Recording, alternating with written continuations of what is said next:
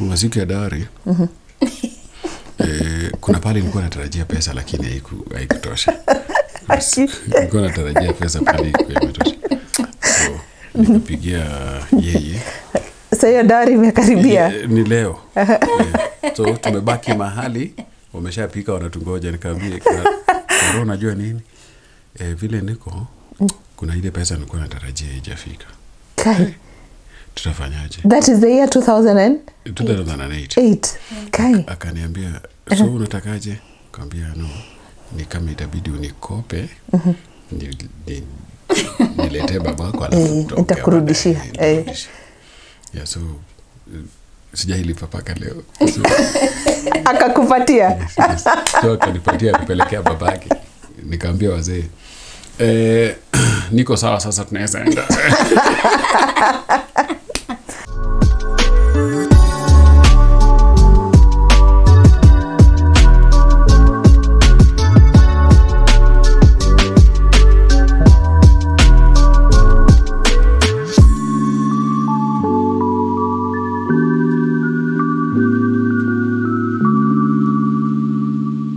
Nidakugeithia muno mwiroreri wa kirathi gya Karo Kinyugo MWAURA, ngagucokeria ngatho o ta mutugo ni undu wa kugucagura channel ino no kamienda muno.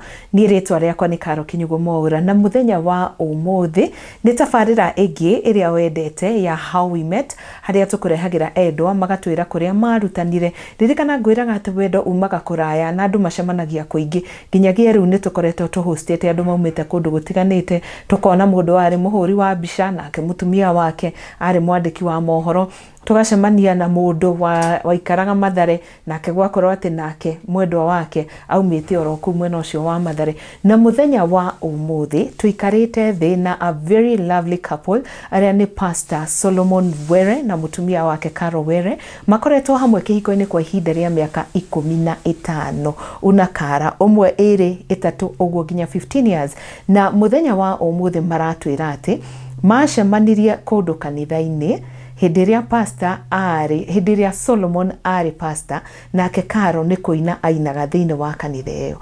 Na tugakena muno tondu nitukuigua atiriri wendo uyu wathira na mbere ugikura atia nginya umuthi uyu andu aya ni makinyite handu makahingura kanitha yao na Ngai akamarathima na ciana 3, na riu ni mongereire ciana ingi iria ni andu aria matungataga nao thiini wa kanitha kao. Na tugacokia ngatho ni undu wa gukorwo turi na giikaro nao muthenya wa umuthi.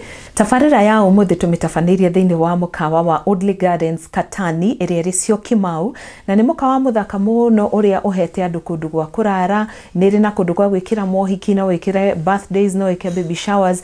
Ni kundu kuri na maundu maingi muno mathiaga na mbere thiini wa hoteli ino, na namba ciao nicio tukwandikire house screen yaku. Tutanaingira nigetha twaranirie na couple ino, ndenda nguririkania ati kirathi giki kirugamirirwo ni kambuni ya wendia wa migunda ya Brico Homes, na Brico Homes tugugwiraga twina project kundu gutiganite, na uria tugukorwo tugithie na mbere na tabarira tugiikiria ni ngukorwo ngikuonia kore twina project iria tukoretwo tukirugiria ica ikuhi, no ni ngenda ngumenyithia twina cio kuria mwena wa Sagana, ingi cie Juja na ingi cie mwena uria wa Juja Farm Athi. Ni undu uhoro makiria ni ngenda waranirie na Pauline kuhitukira 0721 077 077. Rekeri tuingire thiini wa dereti twaranirie na Solomon and Karo. Habari zenu? Mzuri sana. Najua mmeshindwa hii kitu nimesema hivi sana. Vitu hapo, mnasikia tu Solomon Karo na mutumia wake. Hiyo nikisema na mutumia wake, yes. Mutumia is wife. We understand. Good. Tunasikia. Unasikia at least. Tunasikia.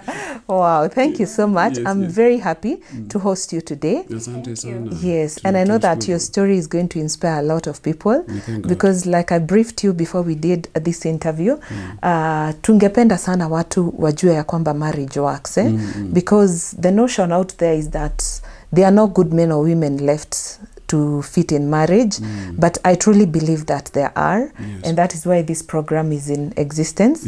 That's why we call it How We Met. Na tunashukuru sana kwenu Pastor Solomon and Karo. Asanteni sana. Tunataka kwanza mwanza na kusalimia mwiroreri wa kirathi. Asante sana.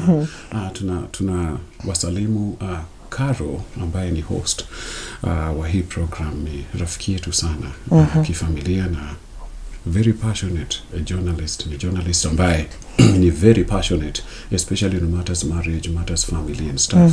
You know, majina yangu ni Solomon Were. Mke wangu atajitambulisha, lakini kabla sijampatia nafasi ya jitambulishe, ni muhimu kusema ya kwamba pia nimefanya kazi pamoja na Karo. Kazi ya ujournalisti, inaitwa wanahabari, and she's a very passionate woman when it comes to passing out information out there.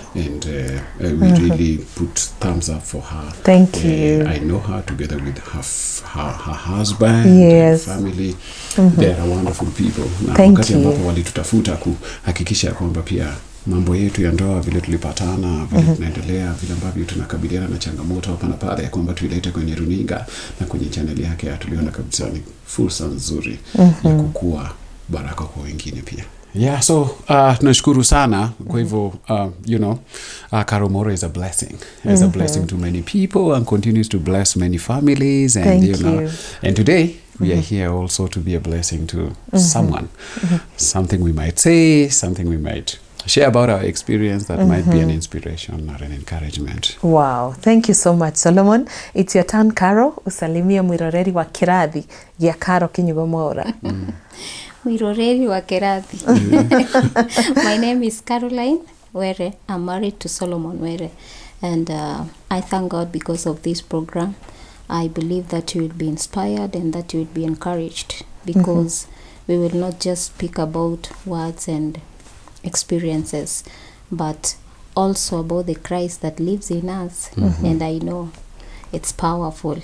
It is the life of Christ that is speaking through us. Thank you so much. Yeah, before Karo KINYUGO MWAURA goes back, ni vizuri niseme ya kwamba, you know, family is the basis through which even God spreads his word. And you know, God decided to have his son born in a family. There was that which family was doing, and that which that family was doing in contribution to bringing Christ to be a savior, and you know, to bring the word of God. So family is explosive, Karo. Yeah. Family is powerful. Family is the basis of revivals. Family is the primary unit of church and stuff. Go ahead. Wow, I'm already inspired even before we get into it. Asanteni sana. So tunataka kwanza na kuwajua kidogo, and I'll begin with Solomon. Yes. Tunataka kujua ulizaliwa wapi, and were you raised where you were born? Unajua kuna watu walizaliwa Kutus, and then wakakuja Nairobi. Yeah, so where were you born and raised? Yeah, mimi mwenyewe Karo nilizaliwa Bomet. In a place called Sotik, and my mother and father were business people there. I originally come from Bondo, and I was born and raised up in Bomet in Sotik, and that is where my wife comes from. So I was born and raised up there. So it was easier.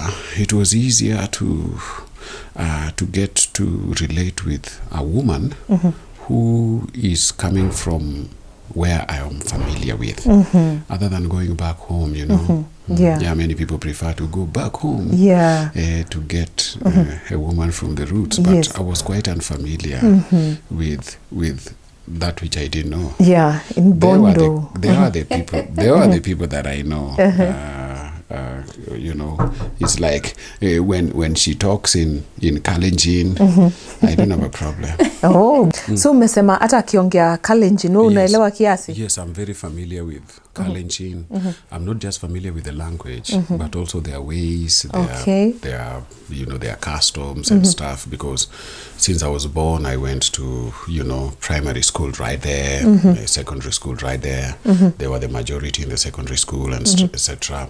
I have served God that place. You know, before we came to University of Nairobi, all my life has been in Bomet, and so you can imagine it was easier for me. Ilikuwa rahisi kwangu Karo. Yeah. Wow, hiyo ni poa sana. So nikuulize, ulizaliwa kwa mtoto wangapi kwa familia yenu na mlikuwa wangapi? You mean you want all that story? Yes, yes. I am the 11th child. 11th? 11th child of a marriage that had 4 wives. Your dad had 4 wives? Yes. Your mom was there? My mom was the first wife. What? So I am the 11th child. Okay, and you were how many in total? There were 12. Ah, okay. So there were 12. So you can imagine we were many. And so what I see, or rather, Carol, what you see in a polygamous marriage is not... might not be very encouraging for you to marry. So I married at 30. I considered myself to have delayed because of the many things that were keeping me off from marrying. I did not want to relate with people with the intention of marrying because you had seen too much. Just seen too much. The sibling rivalry, the motherly rivalry, and etc. And my father died when I was.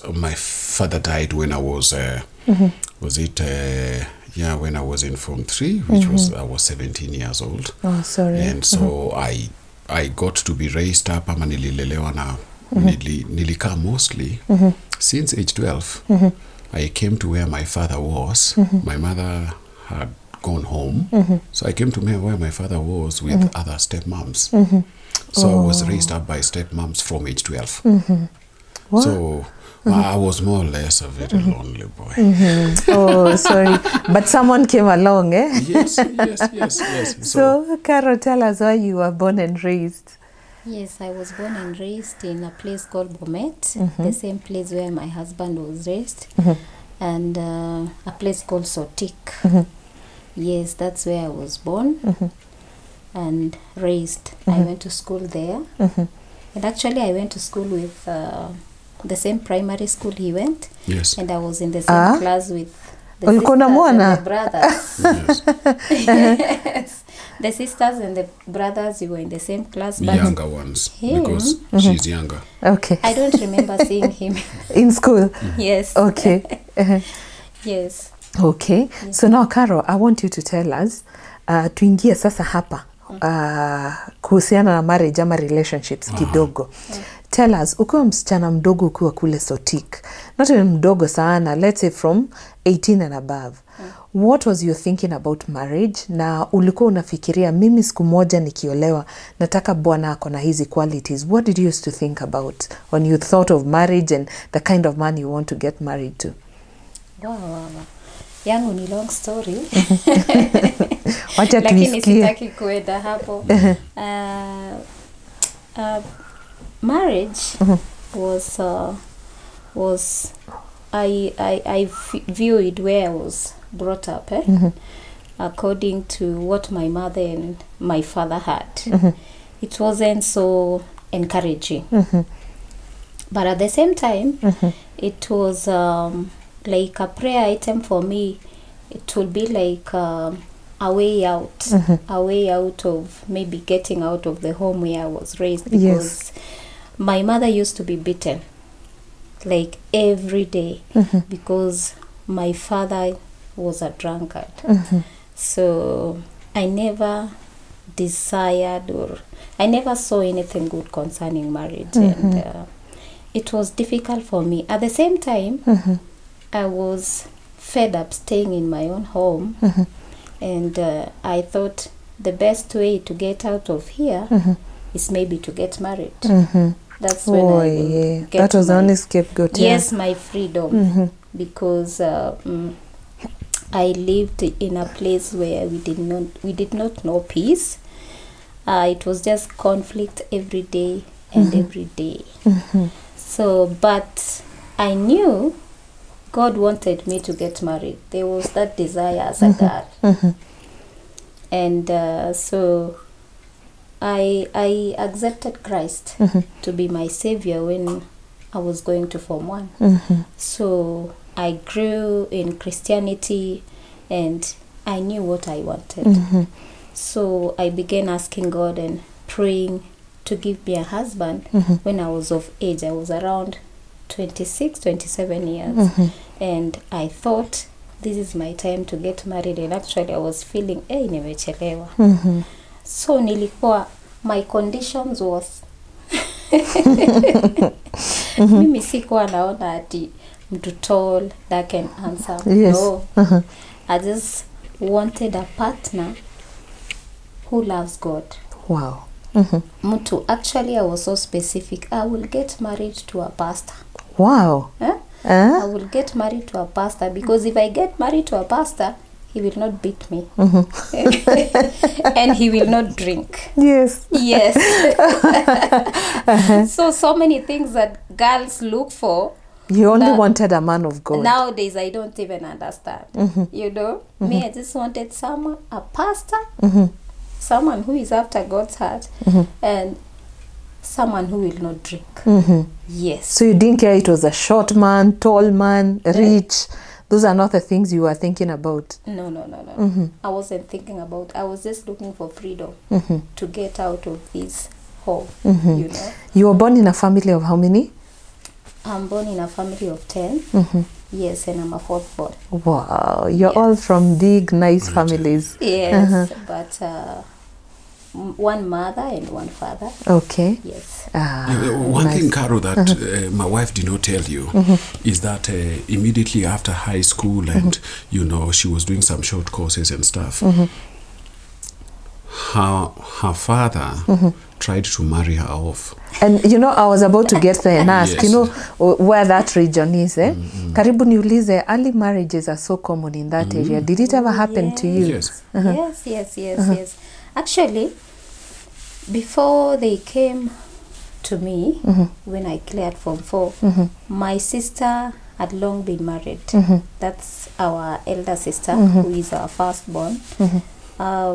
What happens in that place, I know early marriages are so rampant. And Yes. also the issue of FGM. Yes. So when you're of age, you're just taken, you're circumcised, and then you're taken to a man you've not even seen. And it could be at night, you know. So you wake up, you're in your house. And you're just a young girl. Just imagining how they react. Yeah?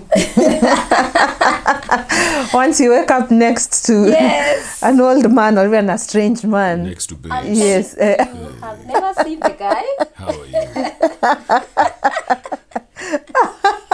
Ati nini solo? How are you? How are you? The person did not come to... Songa uko. The person did not come so that even my sister could see ni wazee wanakuja. So my time came. I was I was the first one to go to secondary school in my family. So wakati nilimaliza Form 4, now I came home. And actually I had some good grades because I wanted to go to college. Then my sister, now our little sister, our last born sister, told me, unaona hizo ng'ombe ambazo zina grace pale. Yes, I had my father talking like this, and it's like, then you're going to be married. Yes. So, wow. I just cooked up something. I cooked up something because I was really focused. I wanted to go to school. Yes. And I knew God. Nilikuwa nimeokoka na nilifundishwa neno. So I thought these kind of things, you know, it's not my time. Yes. So I decided to run away. So I ran away with a friend. I actually came to Nairobi. I made a plan with a very dear friend of mine who was coming to the university. She was in the University of Nairobi, and she planned that we come to her hostel. So we lied to my parents that nimeitiwa job. Kuna job nzuri imepatikana, wananipa vizuri, na kile nahitaji tu ni fare. Fare peke yake. Na imesemekana ninaenda kureport kazi iko tayari, so I really have to travel Now. this night. Yes. Siku hizo fare ilikuwa 400 shillings mpaka Nairobi. I'm telling you, it was like push. They were not really convinced. Yes. But I had to convince them. I told them, whether you're giving me or you're not giving me, I'm going. Yes. I'm not losing this job. And that's how we came to Nairobi. Eventually, my mother gave me. The 400. Yes. And I came to Nairobi. Yes. And the man was left. And yes. the kettle went back. The kettle went back. Imagine the loss. Okay. But anyway, you did well. Yes. Because that is what I think the government is trying really hard to fight today. So, vile ulienda kuna mtu alijaribu kufuata kama ni kazi umekuja ama? I went silent for 1 year. One whole year. Usiwahi rudi huko? We never communicated. Yes. And no one brought up the story even much later? They did. I came back home after 1 year. And walikakaa hapo wakanyamaza, alafu kidogo wakasema, you know, you're not a good person. Ati wewe ndio ulifukuza ule. Now they are talking about the jamaa who was supposed to marry me. Wewe ndio ulimfukuza, and it's like the story tried coming up again. Yes. And you know, growing up as young people who are Christians, and you think your parents, they don't really know God well, and you got the salvation and they don't have. So I used to tell my father, tutaona huyu Mungu wako kama kama anaishi. Mimi najua Mungu wangu atanisaidia, you know. We will see. Mambo ya God wako. But even before, you know, he used to really beat us. Yes. Concerning the religion. You know, initially we were Catholics, and they are still Catholics even now. So as we got saved, sasa tukaenda kwa ile wanaita wale watu ambao wanaokoka wanajazwa na roho, the Pentecostal churches. So when I got saved, and they used to be very hard on us, especially my father. Yeah. We could go to church, we go to kesha, when we come back we are beaten. Saizo maybe tumetoka kesha asubuhi, nani aliwaambia mwe? Mnaraukia kiboko. Tunatandikwa, tunalala. So next time tunapotea church, pastor hatuoni, anasema mumeenda wapi? Hapana, kujeni kanisani. Mwezi kosa kukuja kanisani. We forget, we go again, we come back, we are beaten. Yes. That's how we grew in Christianity. I'm seeing nowadays, watoto wanalazimishwa kwenda church. Unashanga. And those days mlikuwa mnajipeleka tu. Imagine. Unarudi unatandikwa tena bado unaenda. Wow, we are so happy to know that what you wanted was really a man of God, and that is what you have today. That's what I got. Yes. Tusikie side yake. Wewe Solomon, ukiwa Sotik, umetoka Bondo umekuja Sotik. Yeah. No, Bondo kitambo. Kitambo sana ukiwa mtoto. 12. So ukiwa Sotik, when you thought about marriage ama future yako, ulikuwa unaona unaweza taka dema na kaji? Yeah, mimi nilikuwa nafikiria naweza oa mzungu. Yeah, because nilikuwa nafikiria naweza oa mzungu or something like that. I was born again, yes, and I really loved, you know, the what we're being taught in church. We were in the same church with her for a long time. I never thought I could, you know, we could relate this way.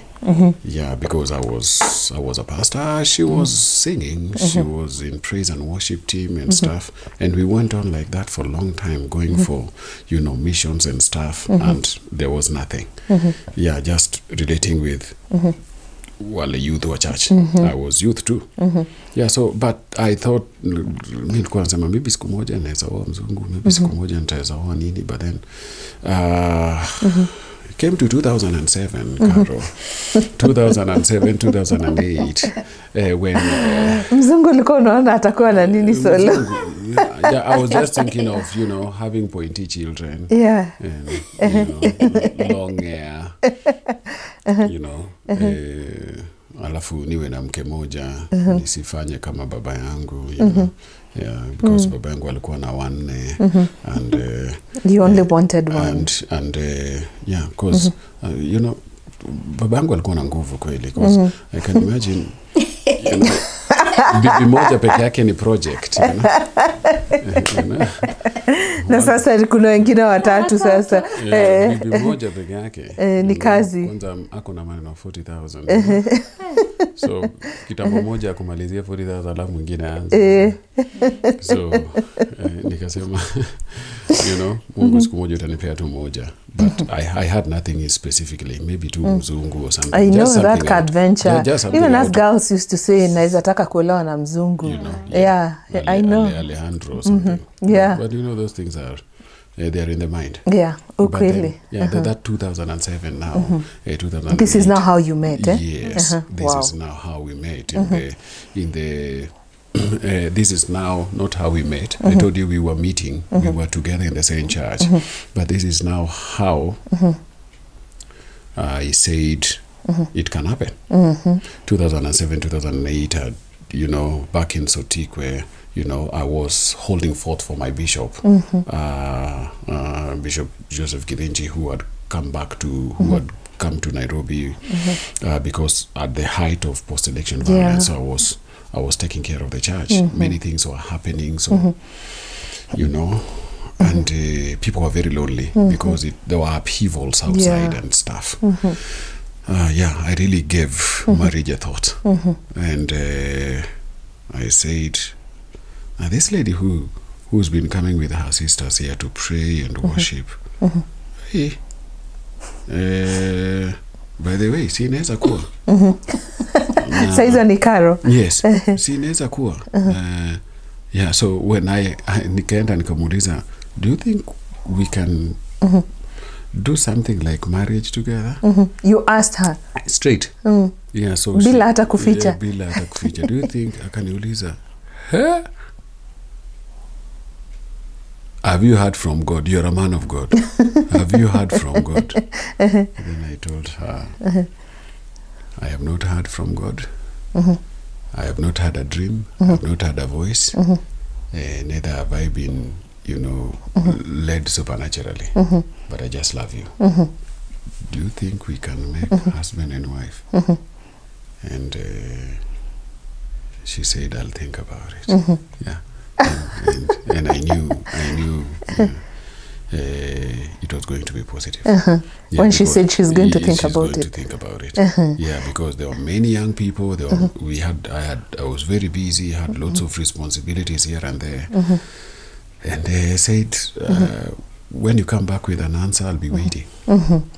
Did she come back with an answer? And after how long? Yes, so she just around that time also she got to work as a civil servant with the government, the work that she's still doing right now. Yes. Yeah, so I remember going to their offices and asking to see her outside their offices, some kibanda. And I, you know, bought samosa na soda. Uko Sotik bado? Yes, yes, uko tu. In a place called Detain, penye alikuwa amekuwa posted. Nikamuuliza sasa, ile mambo unaonaje? Mimi naona umwachi. Wewe unaona ni nani? Nikasema, hata siamini wewe ndio umeniuliza. Nikaona kumbe mimi ni hero. So before we come to her, what did you like about her? Tell us about her dedication in church and what you used to see in her. Now, what is this that made you spot it's Carol? You've already answered her dedication in church. Yeah, and two, we knew her testimony that this lady had run away when she was being tried. They tried to marry her off. Yes. She has a good testimony. And she's prayerful and hatujasikia mambo na mwanaume yote. Yes. You know? Ukajua hapa ndipo. Yes, hatujasikia mambo na mwanaume yote, you know.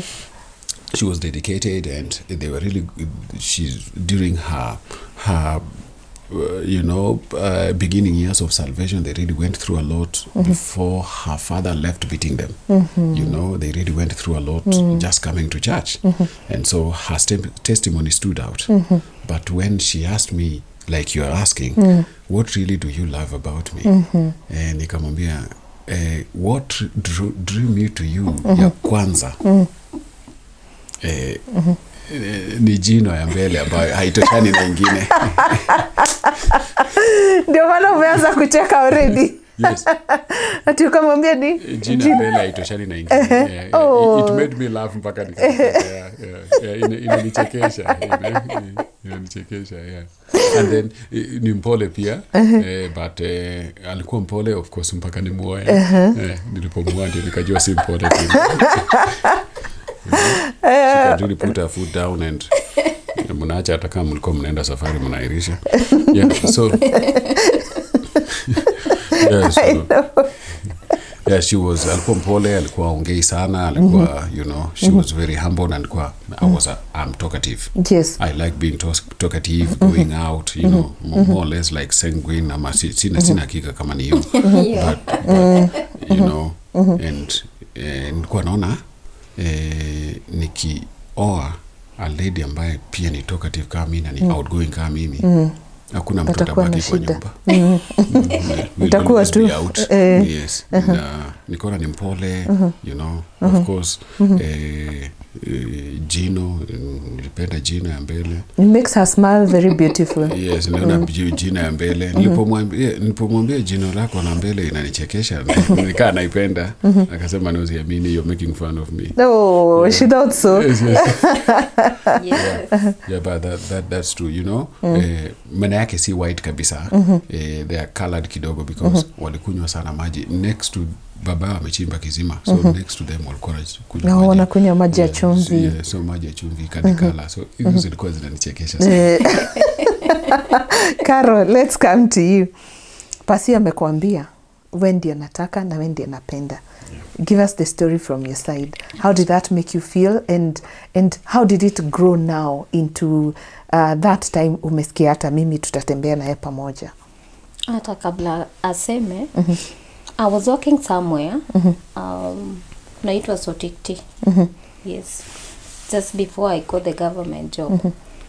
So alikuja kwa nyumba, kwa tunaishi, we were neighbors with another pastor whom we were also in the same church. So I visited that pastor. So he visited the pastor actually. Paka clarify.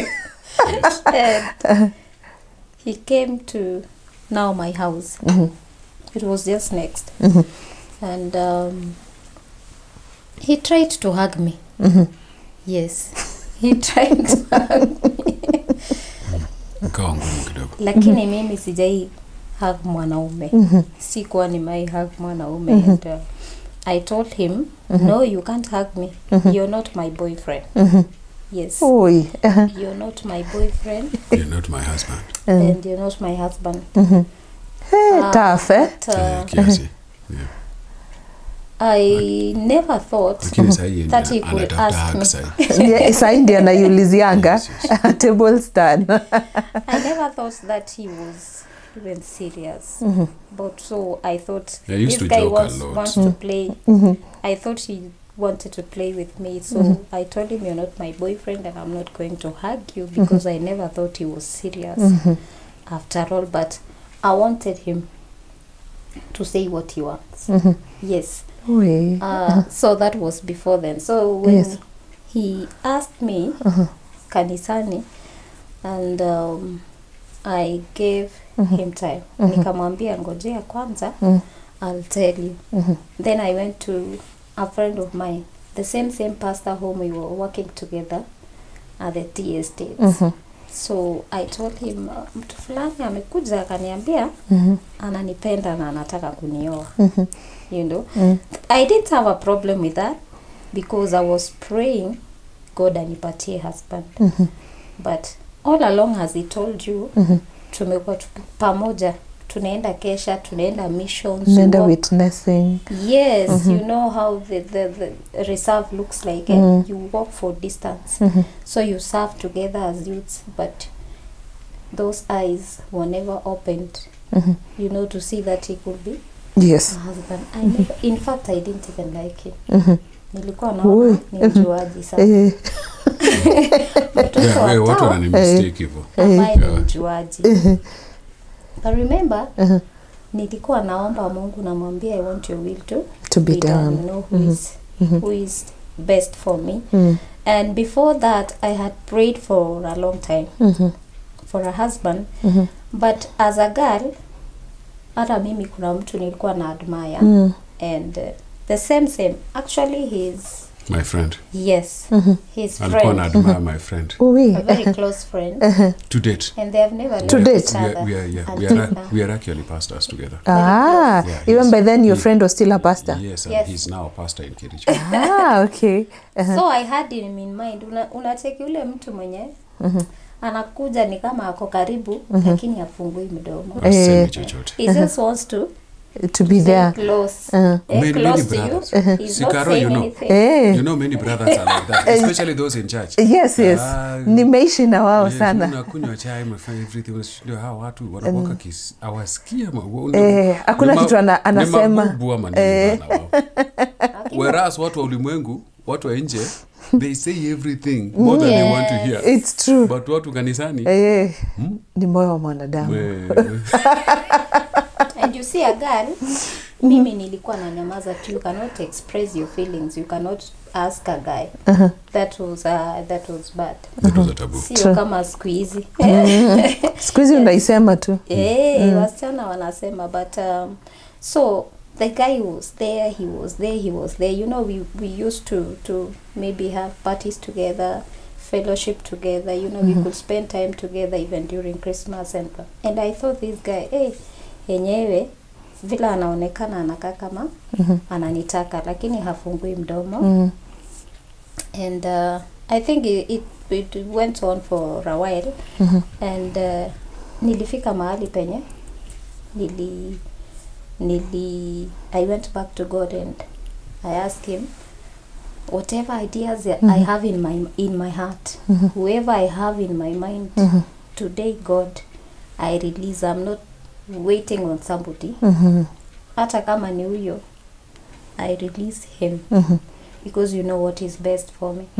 And you know, it's like a miracle just happened, like, you know, it just happened. Mwenye alikuwa anatarajia kuja, mwenye alikuwa atarajia ndiye amekuja. Alikuwa anangojea niseme let your will be done. Yes. Nikaingia. So it comes to that comes to that point.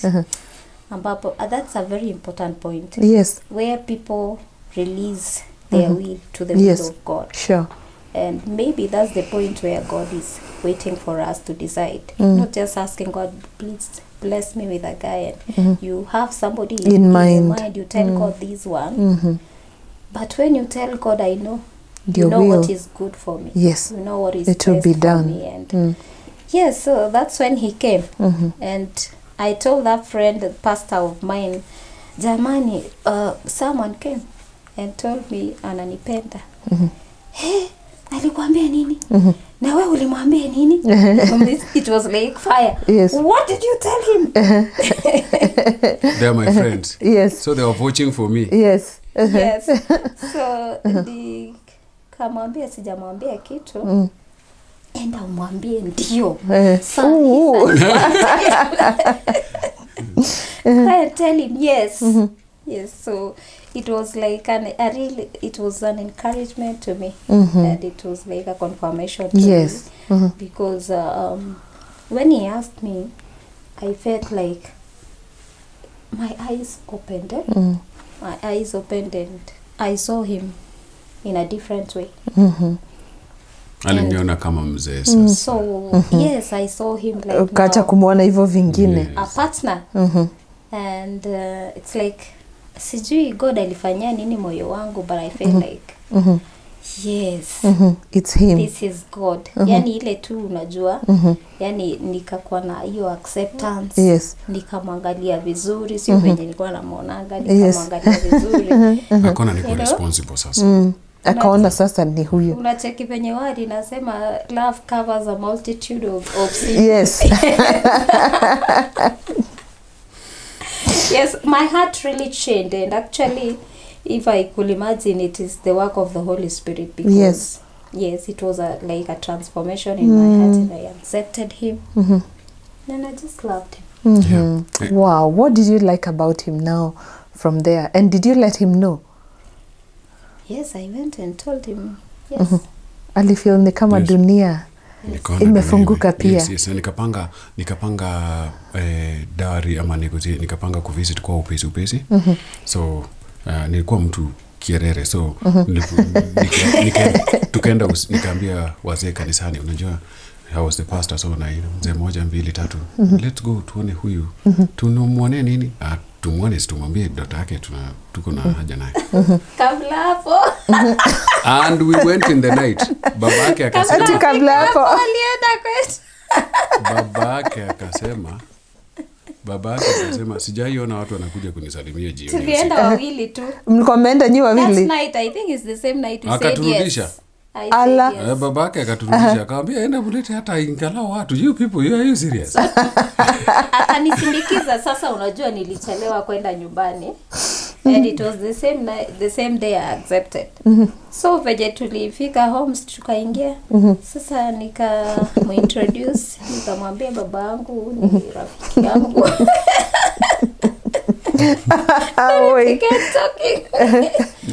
Mimi ndio nikaanza kunegotiate. Ukasema aje? Habari ya mzee. Yes, mzee nimekuja sasa. Sema kwani unakuja aje peke yako? Hata hapana, enda hata ukuje ingine. Hata kusema mambo mingi. Uko serious wewe kijana ati? Unakuja aje? Unakuja na wewe mwenyewe unajiintroduce na kuongea na mimi. Naambia mimi nimekuja tu hivi. Sio unanijua mzee, na mimi nakujua good. Akaniambia hapana, no. Enda ukuje na wazee. Ulifeel aje? Nilifeel tu okay, ninafundishwa hii maneno. I thought it was that easy. Ulifeel aje Karo venye mliambiwa hapana, kujeni na wazee?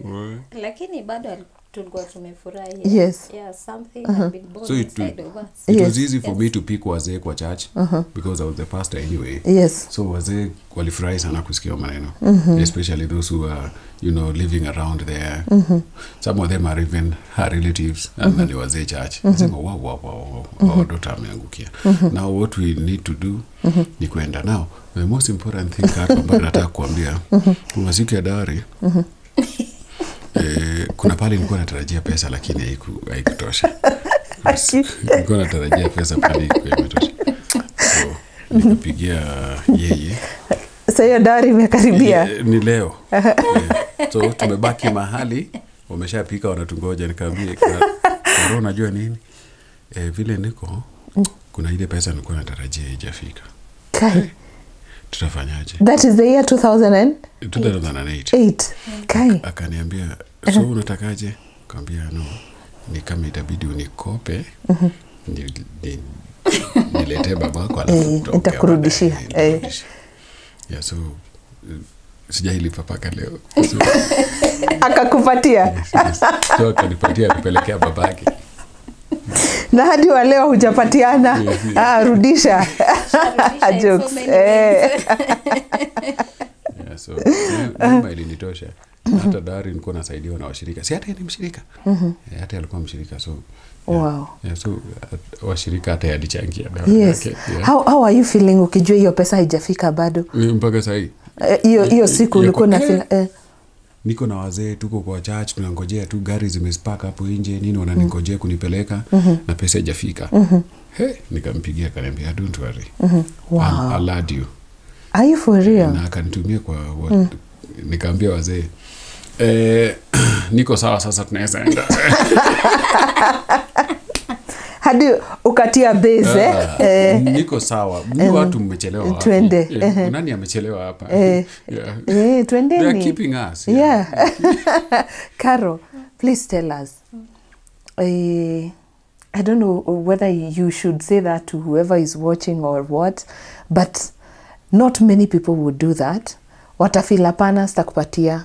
Unaona? Hata kama uko nao unastepia, and that is happening a lot in marriage.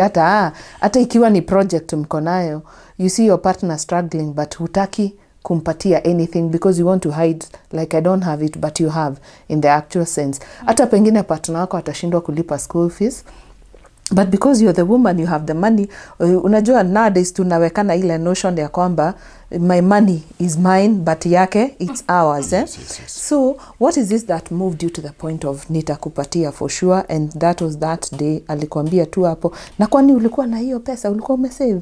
Nilikuwa na pesa.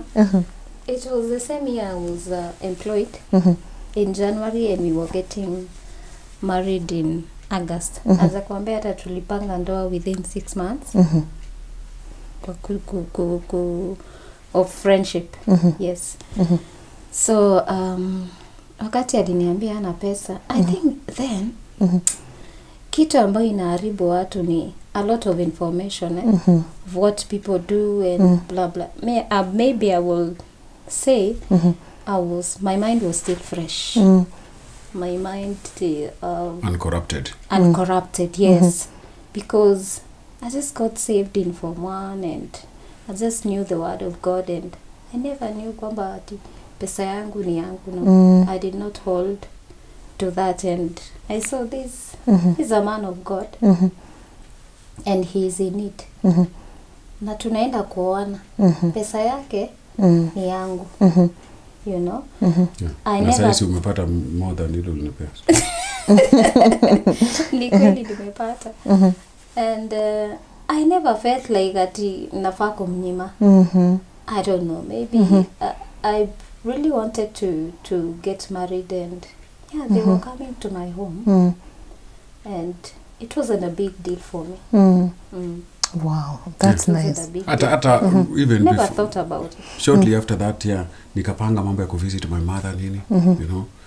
Akaona nachelewa ananiuliza what's the problem, namwambia you know, kuna watu walikuwa wameahidi church, lakini you know bado hawajashughulika.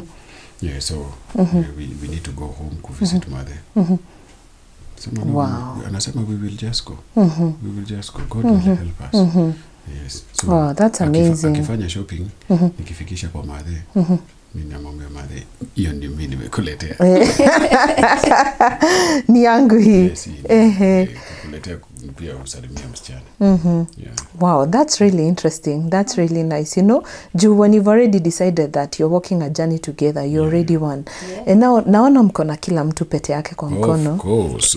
This pete dates back to 2008. Yangu imeandikwa Chemutai, yake imeandikwa Solomon. So shortly after that you did your wedding. Yes, we did our wedding. Wow, mlifanyia wapi? In August 30th in Sotik, in church. Yes. How was the day?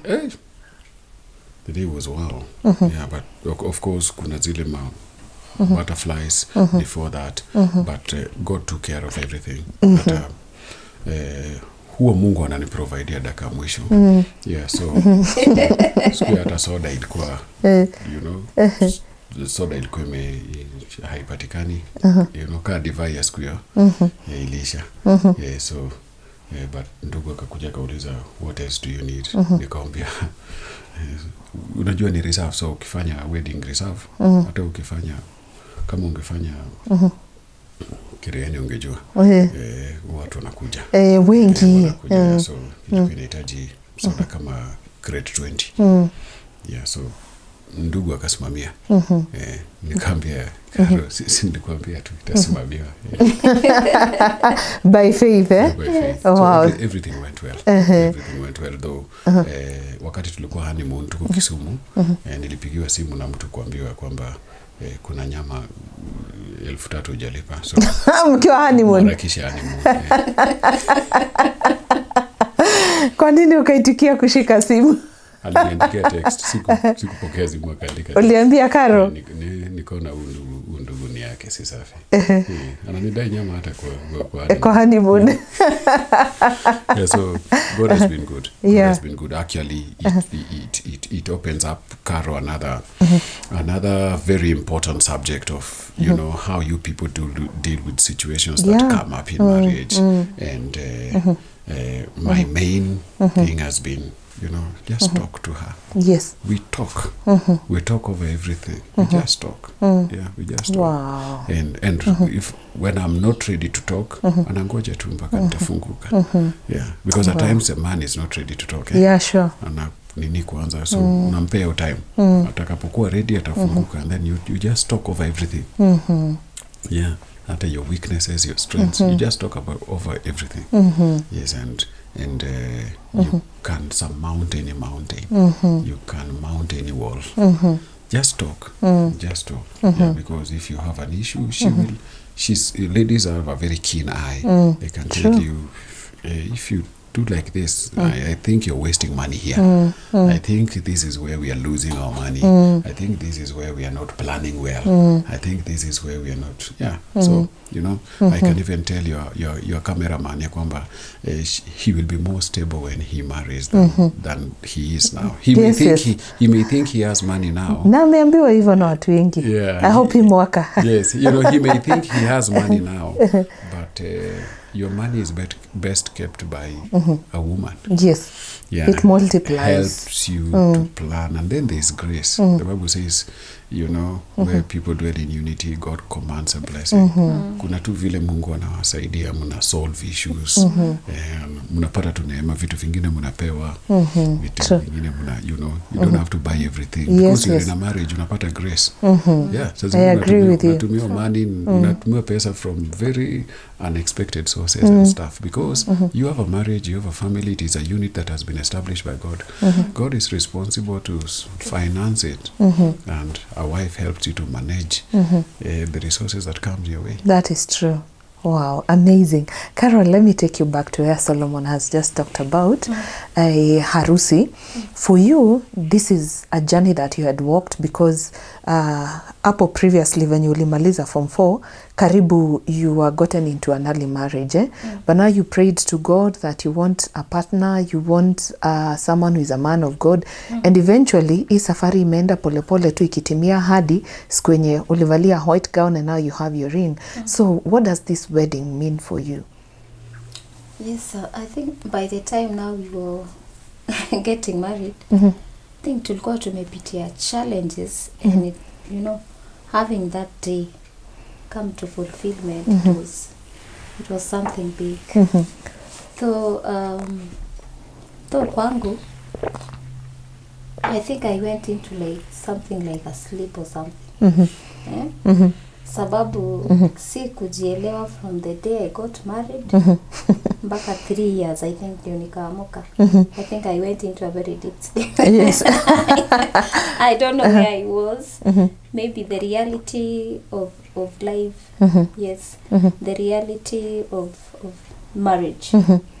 Ilikuhit after some time. Yes, after some time.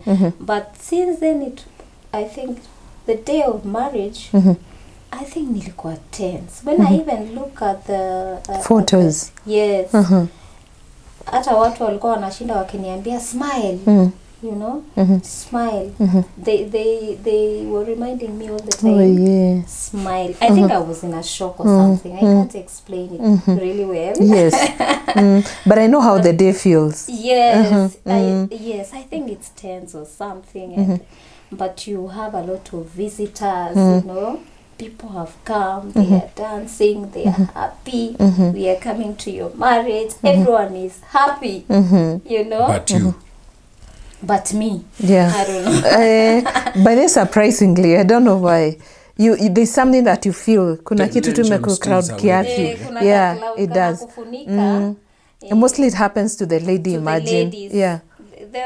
For me, I think I shared the feeling with you. That I felt throughout the day. Yes. Yes. I was even wishing for the day to end. To end. Yes. Yeah, you get done with this thing. Yes.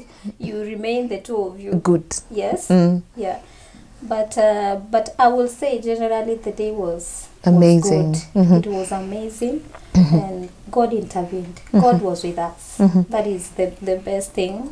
The best thing that we had. We were sure that the Lord was with us, and it is Him who made this to happen. Yes. You know? See, ati ilikuwa idea zetu. It was godly. It was divine. Yes. Because of the blessings that we saw. Yeah, and we were sure I'm getting married to the right man. Yes. It is God who spoke to me. It is God who said. Yes. Yes. And I really thank God, because since then now for those 3 years, yani, nilikuja kujua kama kumbe nimeolewa.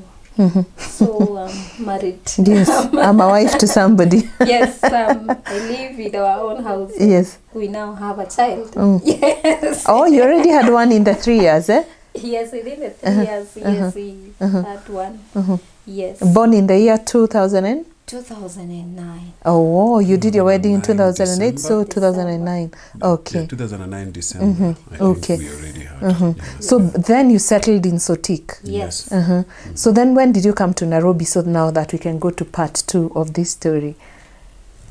All right. So Oh yeah, so Nairobi, I'm invited to some conference.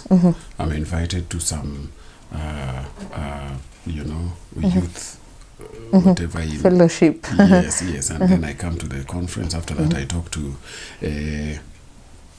I hear a good talk by some CEO of GBS TV, and then later on I see him on the corridors and ask him if I can be able to join the company, and he tells me they will call me. Then finally they call me for a screen test, and I'm absorbed.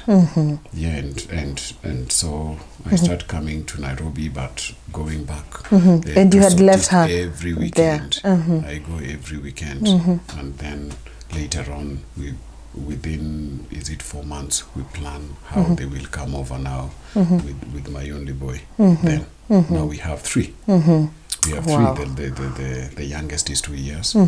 Yeah, we have a 6-year-old one and is it 11-year-old or 12-year? Our first born is 12. Yes. 12. So 12, 6, 3. 12, 7. And 2. He's actually 7. Or 12, 7 and 2. 2.5. And 2.5. Yeah. Wow, that's nice. They are all boys. They are all boys. Wow. Yeah, so the Lord has helped us. How did you feel moving from Sotik, where you were born and raised, and now coming into the city? And you're to part 2. How did you feel? And for some time now, your husband had to live away from you for like 4 months, Yes. although he used to come over the weekend. Yes, How yes. was it for you? For me, coming to Nairobi was an answered prayer. Because there's something I learned about the people who are in marriages in my village. Men who are working far away from their home, more oftenly, they work in Nairobi. And so they come home during the weekend or after a month. I didn't want that kind of Life. I really value family. You know, from the onset, I just wanted to be with my family. So even when my husband got something to do in Nairobi, I told him, na sasa sisi unatuacha aje, you know. There's this kind of marriage people are so used to. And they are so comfortable with it, but I don't understand. I don't get it. This is natural for me. Yes. You get married to someone to take care of your mother, and na ng'ombe, na mbuzi, you know. Yes. So that you work in Nairobi. Yes. That's one I don't understand. I know. So I told him we are going, all of us. So I decided to talk to my boss, because we had experienced before when he was coming to Nairobi, you know, staying alone with with your a kid. child. You know, you really feel it, and it was tough. It was tough for us waiting for a week or 2 weeks For him to come. And stay for 1 day and go back again. Yes. That one I never wanted that. So I asked my employer if I could get a transfer to Nairobi, and I really thank God. It happened. It was easy. Wow. I really had a very good supervisor who told me, I'm going to help you. And the government really understand the issue of family. When you ask for a transfer and you say, I want to join my family, they understand. That is the part I really love about the government. So I was given a transfer to the headquarters, and it was God. That's how you moved here. That's how we moved to Nairobi. That's nice. Yes. Because if they denied you the opportunity, Wow. things would have been tough. It would have been tough. I've always told my husband, you know, sometimes when someone is looking for a job, anasema ama nichukue hii job ya London, ama nimeitwa ingine, nimeona kuna job sijui US. Nikamwambia chukue ukijua sisi wote tunaenda. Ile siku. Whenever you are mahali penye utakuwa. Yes. Wherever you go, we will go. Yes. Sisi tutakuepo. So I've actually there are instances he even has a very good deal, but I tell him family first. Yes. I thank God because he listens. He values family. So we talk about it. He asks me, what do you think about this? And we talk about it. I tell him, hata kama pesa ni mingi aje, zile opportunities iko pale nje, they're really attractive. But now plan with the mind of I have a family. Yes. Yes. Wow. That's really nice. And he listens to you. That's amazing. He is led of God. You know, having someone who listens from God, who hears the Spirit of God. One day he told me, one day there was something we were talking about. I think we had some difference. We were not agreeing over something. And he said, God told him, listen to your wife. Hey. Is that not God? Yes, it is. So I thank God for someone who listens to the Holy Spirit. Wow, thank you, Caro and Solomon. Tutenda break kidogo, and that is so good, so good, so far so good. Na nimeshukuru sana. You know, I tell people, hata mimi nikikalia hii kiti, I learn a lot from wenye nina host na wenye ninasikiza kutoka kwao. And I truly hope hata wewe mwenye unasikiza that you're getting inspired and you're learning something from Caro and Solomon. So tuthie break hanini. Na tugikiria nguririkania ati onawe ungikorwo ni ukwenda gushare rugano rwaku taruru rwa Caro na Solomon no ukorwo kinyandikira kuhitukira email address yakwa niyo caroline.kinyugo@gmail.com. Ningi no nyandikira kuhitukira namba yakwa ya thimu niyo 0722919062. Tugithi break ndenda nguririkanie ati kirathi kirugamirirwo ni Brico Homes na twina project kundu gutiganite na ndenda nguonie imwe ya project iria tukoretwo tugithie gushare turi hamwe na kambuni ya Brico Homes nigetha ukorwo gitaukwo makiria migunda iria turi nayo. Ntracokereria ndogathie haraya. Paul ndenda ututaririe riu ni tugati ici ni broti 40 ta twire horo wa marihi na mundu ria utari na ngirici 495. What is their fate? Riu tukire atiriri Caro thutha wa guthuthuria nie migunda itu tugura cash tukarekania nene getha tukamwitira koro no kuhoteke Caro agoka ofici akagura mugunda mbeca ciothe akariha akainuka akaheo taito uguo niguo ingenda muno but we realized andu aingi ni mara struggle na kuona mbeca tukirealize atiriri andu aingi ni marenda kuigithia no makalimitwo ni payment plans tukigia na payment plan ya 6 months in all our projects tuheanaga payment plan of up to 6 months o ukaiga deposit ya haha, that is if you don't have a cash. Wana waiga deposit ya haha ri ukaiga shilingi 100 then the balance you can opt to pay either in 3 months or in 6 months. It is that easy.